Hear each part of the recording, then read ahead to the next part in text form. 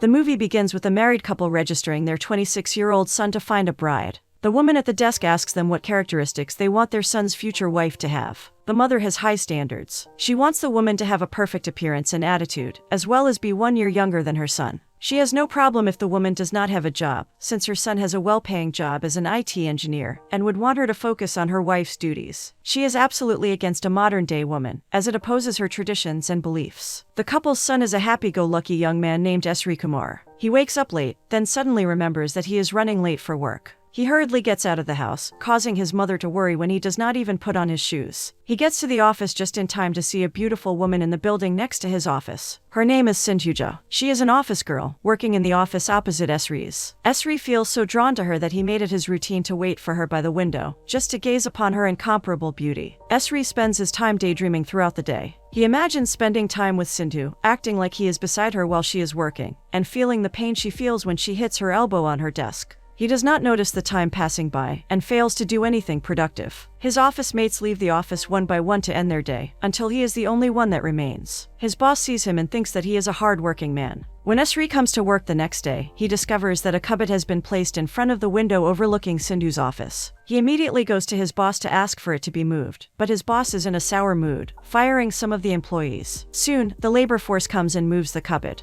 But to his dismay, the blinds to Sindhu's office are closed up. Back at home, Sri hangs out at Thangaraj's tailor shop. Thanga notices that he is preoccupied with updating his social media status. He mentions a dating app that he wants to try out, and encourages Sri to do the same. Sri simply dismisses him, and Thanga realizes that his friend is still hung up with Sindhu. He encourages him to go and say hi through the window, to progress their relationship. Sri agrees, and is excited for the next day at work, planning to take Thanga's advice. Unfortunately for him, Sri wakes up late the next day. When he arrives at the office, Sindhu's desk is empty. He sits dejected on his desk, but when he turns around, Sindhu appears right before his eyes. He falls off his chair in surprise and embarrasses himself in front of his office mates. He hurriedly goes to the bathroom to wash his face, making sure that he is fully awake. Sri returns to his desk and asks Sathish about Sindhu. Sathish tells him that she is a new employee, but that is all he knows about her. For the rest of the day, Sri tries to get her attention by making a scene, but she never turns his way. Finally, when Sri's bad attitude towards Sathish gets to their boss scolds him, which finally gets Sindhu's attention. Sindhu comes home to her father's dance studio. He is a dance instructor and has several students that are currently in class. He watches their performance and then demonstrates his spectacular dancing abilities. The next day at work, Sri runs to catch up on the elevator Sindhu is on. He still does not dare to say hi to her. Instead, he tries to see what her name is on her ID. But a round man is between them, which makes her ID hard to see. The round man gets curious about her ID as well. But when Sindhu sees what he is up to, she scoffs at him. Sri finds himself alone at the office during their break. He notices Sindhu's ID lace hanging off her desk drawer, and sees it as an opportunity to discover her name. However, the ID is stuck inside the drawer, making it hard for him to get it. Sindhu suddenly appears behind him, and he jumps back as she tells him her name. He turns to look at her, and Sindhu greets him. Sri freezes up for a moment, overwhelmed by her presence, until he manages to say hello. The next day at work, Sri finally manages to initiate a conversation with Sindhu. He apologizes for not picking up on her call the night before. Sindhu assures her that it is alright. Since she is a new employee, she is trying to make some friends. She wanted to invite Sri to the bar last night, but since he did not answer, she invited Sathish instead. Sri is incredibly jealous of Sathish and punches him. Sathish explains that it is not his fault that Sri did not answer, and tells him that he will talk to Sindhu if Sri apologizes. Sri apologizes and goes home. He asks for Thanga's help in getting Sindhu's attention. Sri sends several texts to start up their relationship, but Sindhu's reply takes hours, and she mostly sends short messages. Sindhu wakes up the following day to a barrage of texts from Sri from last night. She looks at it for a second before going back to sleep. She starts her day preparing, and goes out the front door to find that her dad has taken the car with him. Without the car, she decides to ask Sri to pick her up. Sri is exhilarated to hear her request and, to his father's surprise, starts cleaning his motorcycle. He picks her up in front of her house, and the two head off for work. Sindhu tells him more about herself on their way to the office. Sathish informs her that he cannot hang out with her due to a family matter. This makes her turn to Sri and ask him instead. Sri arrives at the bar handsomely dressed. He is wearing a formal coat that he borrowed. Sindhu is waiting for him at the parking lot. When she sees him, she immediately tells him to remove the coat and loosen up his shirt to appear more casual. Then the two of them enter the bar together. They walk toward the bar counter, and Sindhu greets the bartender. Sri discovers that Sindhu is a party girl, drinking plenty of alcohol and dancing freely on the dance floor. He is taken aback by her character since he is not familiar with the party life or even with alcohol. Nonetheless, he tries to spend time with her. She reveals that she has no idea when her birthday is since her father does not know and her mother passed away in childbirth. Sindhu starts taunting him to drink alcohol, but Esri contends that he will do anything other than that. She dares him to punch a guy at the bar, which he obliges, against his better judgment. This causes him to get chased around the bar by several men. Sindhu is having a lot of fun, seeing him follow her orders obediently and get into trouble. She pulls him into the safety of the women's restroom. She looks at him in awe. Esri is just so innocent and fragile, contrary to the men at the bar. She tells him that from now on, he should be more relaxed around her. Esri shyly agrees and looks back at her with admiration. As Sindhu is about to say that she likes him, she passes out from all the alcohol that she consumed that night. Her head falls on Esri's chest, which sends him into a daze. He feels so much attraction to her that when he brings her home that night, he takes several pictures of her asleep in the front seat of the car. Since then, the two of them grow closer together at work, spending most of their time in each other's company. Esri picks her up at her house every morning, and they spend every lunch break together. One afternoon, Sindhu's father sees his daughter's wallpaper. It is a picture of her and Esri. Naturally, her father gets curious and inquires. She tells him about Esri and how great he is. Her father wants to meet him, and Sindhu immediately invites Esri for dinner that day. Esri is excited to meet her father, so he agrees without hesitation. However, later that day, Esri's father notices his good mood while scrolling through his phone. He has a feeling that Esri is in love, but Esri quickly denies it. He warns his son that love is not appropriate in their family, and it will only worry his mother. Remembering his father's words, Esri decides not to go to the dinner. This greatly disappoints Sindhu. The next day at work, Esri apologizes to her, but she refuses to talk to him, and soon, it is time for them to leave the office. The two of them ride the elevator in silence. The elevator malfunctions for a moment, sending Sindhu against Esri's chest. They both feel the tension and start making out. On their way back to Sindhu's home, she tells him that her father is not home. At first, Esri does not understand what she is implying, but when he realizes that it means that he can stay over, he quickly buys a contraceptive. That night, Esri and Sindhu make love in Sindhu's room. He feels elevated after their intimate night together. He has never experienced something like that. He confesses his love for Sindhu, but to his surprise, she reacts negatively. At first, Sindhu is extremely angry because she thinks that Esri has seduced her. She tells him that they are just friends and that what they did is just casual sex. Esri cannot believe what he is hearing. He is not accustomed to her liberated and modern lifestyle. What she has just said pulls his heart apart. He puts on his clothes and is about to leave, but the pain is just too much for him to bear. Esri sits down on the bed as tears streak his cheeks. Sindhu sits on the bed, trying to comfort him. She likes him for his innocence, but only sees him as a friend. She tells him that their misunderstanding should not be the cause of their friendship splitting apart. Esri cannot take it anymore. He gets up and leaves her house, despite the heavy rain. When Esri does not come to work the next day, Sindhu worries about his condition. At home, her father notices that she is feeling down and asks her how she is. She confesses about the night she brought Esri to their house, and about his pledge of love to her. Her father feels a hint of disappointment. He reminds her that even if it is just casual sex for her, for men like Esri, it is more than just that. The next day, Sindhu makes up her mind to apologize to Esri. They sit together at lunch, but before she can even apologize, Esri quickly offers a handshake, telling her that they should be friends. From then on, Esri starts acting more civil and casual around Sindhu. They are not as close as they were before, but they still spend their breaks together, and Esri still picks her up and drops her off at her house every day. Esri and Sindhu come across each other at the hospital. Esri is accompanying his mother for a whole body checkup. He introduces her to his mother as his work colleague. The doctor calls Esri, leaving the two ladies in the waiting area. Esri's mother invites Sindhu to sit with her. She shares her worries about her son, seeing that he has not been himself lately. She thinks that he is too tired at work, and worries for him, because he is too nice. She asks Sindhu to look after him. Sindhu politely agrees before leaving. That night, Sindhu calls Esri to ask him if they can hang out again. Esri already wants to move on, but he cannot resist Sindhu. He wants to give their relationship another shot. The next day, the two ride far away from the city. They head to the beach, where they spend their day chasing each other and lying on the sand. That night, Sindhu apologizes to Esri for taking advantage of his innocence. He expects her to say something else, hoping that maybe she finally feels the same way for him. But she reiterates that she only likes him as a friend, shattering his heart once again. Their office holds a company party at night. Esri drinks alcohol for the first time and tries confronting Sindhu, but he holds himself back. He drunkenly dances around the dance floor, trying to forget the pain he feels. Sindhu sees him in his current state and approaches him. She holds his cheeks dotingly and slowly presses her lips against his. Esri freezes up for a moment before getting back to his senses. He pushes her off of him in disdain. He cannot tolerate her casual behavior towards him any longer. In his drunken state, he reveals to their office mates that she is willing to do everything couples do, and yet claims that it is not for love, rather it is just casual interaction. His principles are just not the same as hers. Sindhu slaps him across his cheek in fuming rage. She admits that everything he says is true, but that does not mean he truly loves her. He is just attracted to her, since he does not know her real character. She tries telling him that she is in love with him, but she just cannot.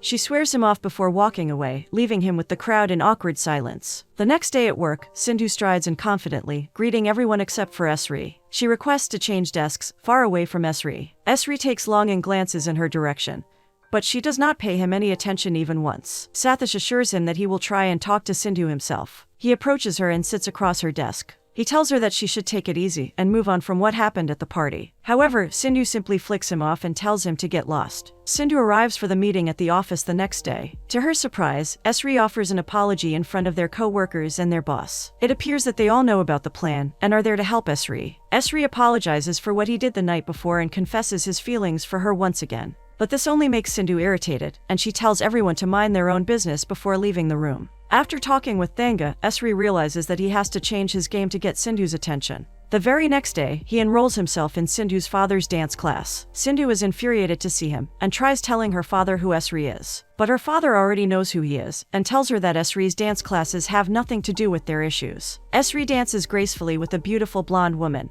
hoping for a reaction from Sindhu. When the first music ends, he ends up standing awkwardly in front of Sindhu. Sindhu grabs his waist and pushes his body against hers. The two of them dance passionately as the music plays. All of the dance students, and even her father, are cheering for them. Sindhu finally realizes her feelings for Esri, but she still cannot say the words directly. She just tells Esri that he better take care of her, like those men in romance films. Esri's eyes light up, overjoyed to hear her confession. Over time, the two of them spend more time together, and their relationship grows stronger. Sindhu initiates that they should take their relationship up a notch. Unexpectedly, they have different ideas for moving their relationship forward. Sindhu thinks of living together, while Esri thinks of marriage. Sindhu explains that living together will help them get to know more about each other and have the chance to make decisions for themselves, not because of the bonds of marriage. Esri innocently tells her that he already knows all about her, and is not suspicious of her at all, but Sindhu wants to get to know him better. He tells her that he needs time to think about it, and she assures him that she will be waiting for his answer. With his desire to assure Sindhu of his love for her, Esri devises a plan with Thanga and Sathish to make their live-in setup possible. Their plan goes as follows. Sathish makes a deal to obtain the vacant house 2 blocks away from Esri's house. That is where Esri and Sindhu will live together. Since Esri's parents do not know, and will never approve of living in, he pretends that every night, he has a tailoring class with Thanga. In reality, he is spending time with Sindhu. He goes back to his parents for dinner every night, and when everyone is asleep, he returns to Sindhu. In the morning, he returns home before his parents wake up, so they are not suspicious. The apartment is turned over to Esri and Sindhu, and they hold a big celebration with their friends and Sindhu's father. After the party, he wishes them well and leaves the two lovebirds to face their new journey together. That night, Esri cannot help but long for his family. He wishes that they would approve their setup, so they could be there to celebrate their moment together. Sindhu comforts him, saying that she will always be by his side. They spend their first night of living together, full of love and romance. Esri wakes up late the next day and hurriedly runs back to his parents' house. He is just in time as his mother wakes him up. His mother is surprised to see him all sweaty and thinks that he is working out. She feeds him so much food, even though he is already full. When he finally returns to Sindhu, he is surprised to see that Sindhu has cooked for him. Sindhu notices that he is only eating a small portion, and tells him that he should start eating less at his home from now on. At work, Sindhu shares that she aspires to open a restaurant in Los Angeles someday. She knows that it is good business and plans to live next to her restaurant one day. Esri, on the other hand, only plans to take care of his mother, which is not a dream but a responsibility. Sindhu gets home late for work and is immediately frustrated when she finds out that Esri did not cook for her as she asked. He tells her that they would just eat out. She is getting frustrated from her tiring day at work and her hunger when Esri suddenly stops the motorcycle. He reveals that he has been searching for the hospital and the doctor that helped her mother give birth to her. He counts down to midnight and greets her with a happy birthday. He discovered her day in his search and surprises her by bringing her to the old hospital where she was born. Tears streak down her cheeks from the unfathomable joy and gratitude she is feeling at that moment. The two of them hug each other. They celebrate her birthday with Sindhu's family and friends that night. As the days go by, Esri and Sindhu grow closer together as they learn more about each other and their living setup. Esri tries proposing to her, but she assures him that they are fine just the way they are. One morning, Esri's family brings him along to find a match for him. He tells Sindhu about it, but she is not worried, knowing that he is going to reject it anyway. When they get back home, his father is infuriated that he rejected the girl his mother had chosen for him. Esri argues that he only went along because his parents insisted on it. However, seeing his mother crying in despair breaks his heart. Esri confronts Sindhu at work, frustrated. He insists that they get married, since they already know so much about each other. But Sindhu is just not ready for it. She contends that they should live their lives according to how they want them, not according to what their parents want. However, Esri sees this as selfishness. That night, Esri does not come home to Sindhu, making her feel lonely. When he does not turn up at the office the next day, her worry only becomes stronger. She finds out from Sathish that Esri is homesick, and she immediately visits him without his parents' knowledge. Esri is surprised to see her at his house when his parents are there, but seeing her longing for him melts his heart, and the two of them reconcile. But not long after, they get into another argument about marriage and having kids. The root of the problem is that Esri does not decide for himself. Rather, he lets his parents take control of his life. Esri realizes that Sindhu's ideologies are too different from his. He tries convincing her otherwise, but she has a strong driving force in her life that is true to reality. Sindhu tells him that he should stop convincing her, because she is not going to change who she is. Esri accompanies his mother to the hospital. They find out that her health is deteriorating, despite her taking all her medicine. The doctor explains that her depressed mental health is affecting her physical health. Esri worries for his mother even more, and knows that the only thing that will set her at ease is if she sees him happily married. Meanwhile, Sindhu calls Esri, since he is running late for her father's event. Esri hurriedly gets dressed and joins Sindhu at the theater. He tries proposing to Sindhu as his last attempt. He explains that his mother's condition is getting worse, and he wants to get married for her sake. Sindhu explains that it is not a reason to get married. If it was her mother that was unwell, she would stay by her side and take care of her instead. As the dramatic theatrical performance ends, so does their relationship. Esri chooses his mother over Sindhu, and Sindhu chooses herself over Esri. Both are in misery as they part ways. Esri agrees to marry the woman his mother has chosen for him. Both families meet and immediately prepare for the upcoming wedding. Esri's office mates congratulate him. But deep inside, he knows that he is not marrying the woman he loves. One morning, Sindhu shows up at Esri's house to tell him that she is leaving the country to pursue her dreams. She wants to see him one last time, that is why she came. Esri bids her farewell, and the two part ways once and for all. 3 years have passed, and Sindhu has finally achieved her dream restaurant. She gives instructions to the manager before leaving for a while. She finds out from Sathish that Esri got a divorce. After all the years that passed by, she still worries for him in her heart. Sindhu's father decides to talk to Esri's parents. He tells them that Esri and Sindhu had been in love 3 years ago, but his daughter was just not ready for marriage just yet, which is why they parted ways. Esri's mother finally realizes that there is no point in having a traditional marriage, if that is not what makes a person happy. She realizes that controlling her son's life in hopes to put him in the right direction only ruined his sense of self, and she regrets that greatly. In the end, Sindhu and Esri get back together. This time, however, Sindhu is ready for marriage. But after experiencing his failure of a marriage, Esri does not want to get married any longer.